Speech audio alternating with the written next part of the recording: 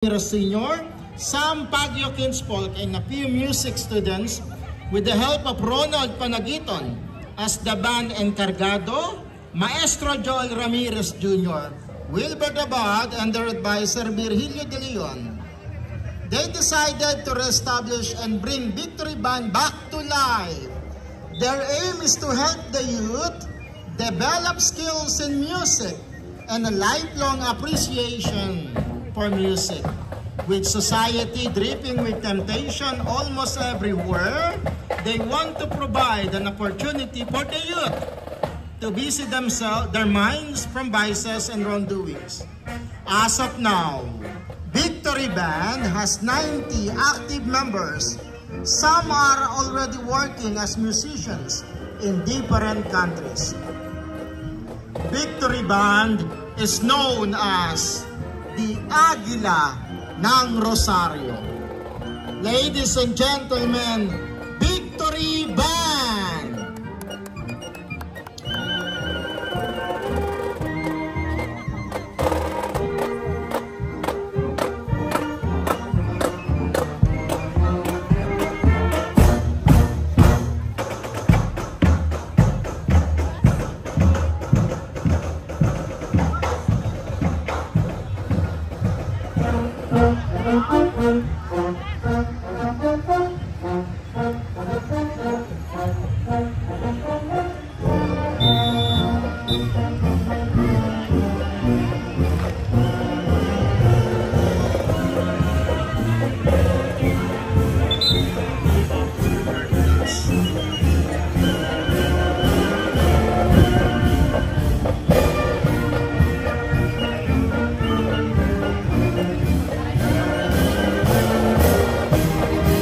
Victory Band ito, ang mahuhusay na Victory Band.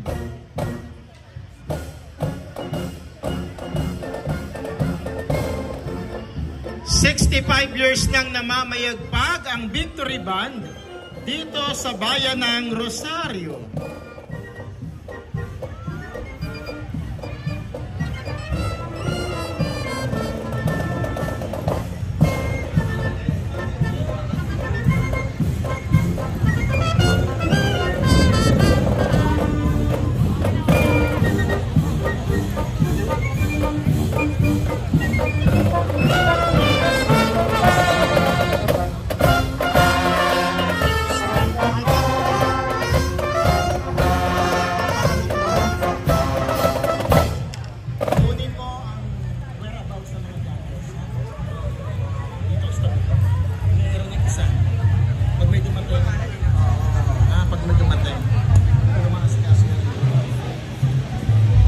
Share na tayo dito.